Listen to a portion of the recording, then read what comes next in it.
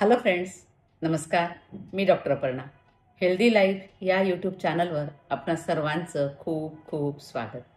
आपण आजच्या भागामध्ये बघणार आहोत सध्या प्रयागराज येथे जो कुंभमेळा चालू आहे तो आणि आयुर्वेद आणि योग यांचा काय संबंध आहे ते. तिघांचे नाव ऐकल्यावर आपल्याला वाटतं की हे काहीतरी असंबंध असावं, पण नाही, या तिघांचा संबंध आहे. कसा?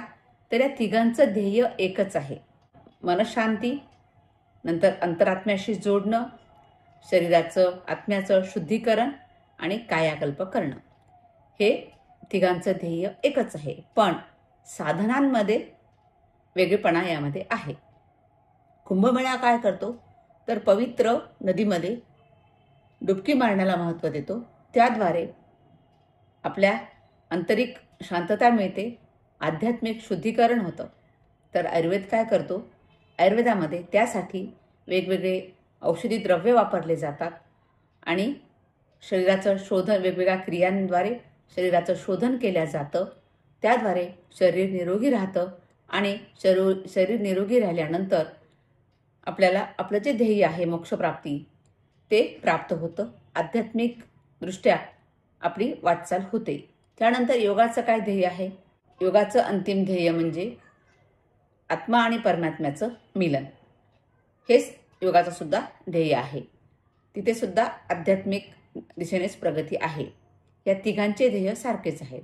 पण आता आयुर्वेदामध्ये सांगितलेलं काय काय सांगितलेलं आहे? आयुर्वेदामध्ये औषधी सांगितलेले आहेत. वेगवेगळे औषधी आहेत, हर्बल मेडिसिन्स आहेत. त्या हर्बल मेडिसिन्सचा वापर जर आपण केला तर शरीर निरोगी राहतं, पचनक्रिया चांगली राहते आणि एकूणच शरीराची सगळी क्रिया ज्या आहेत त्या सगळ्या व्यवस्थित चालतात आणि शरीर निरोगी असेल तर साधना करण्यासाठी काही त्रास होत नाही. त्यानंतर पंचकर्माचा उल्लेख आयुर्वेदामध्ये आहे.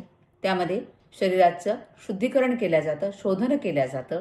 त्यामध्ये वमन, विरेचन, बस्ती, नस्य आणि रक्तमोक्षण ह्या क्रिया केल्या जातात.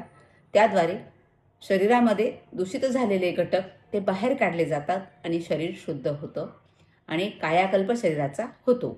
त्यानंतर तिसरे आहे आयुर्वेदामध्ये रसायन चिकित्सा.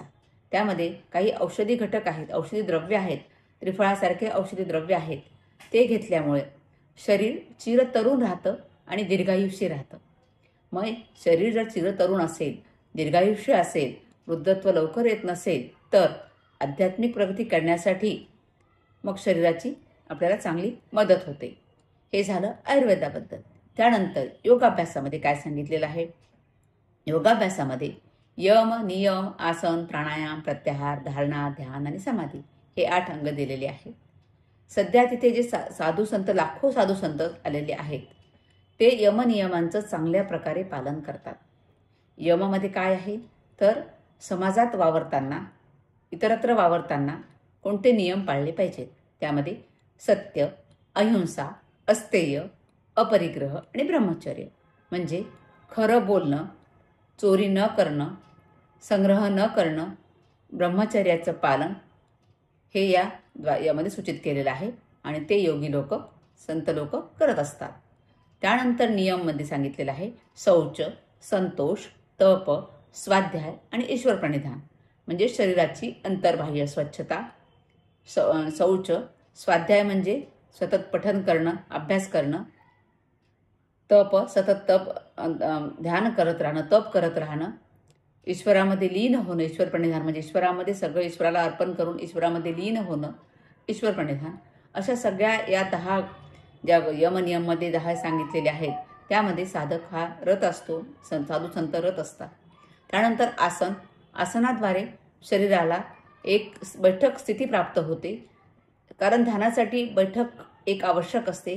ती बैठक या योगासनामुळे साध्य होते.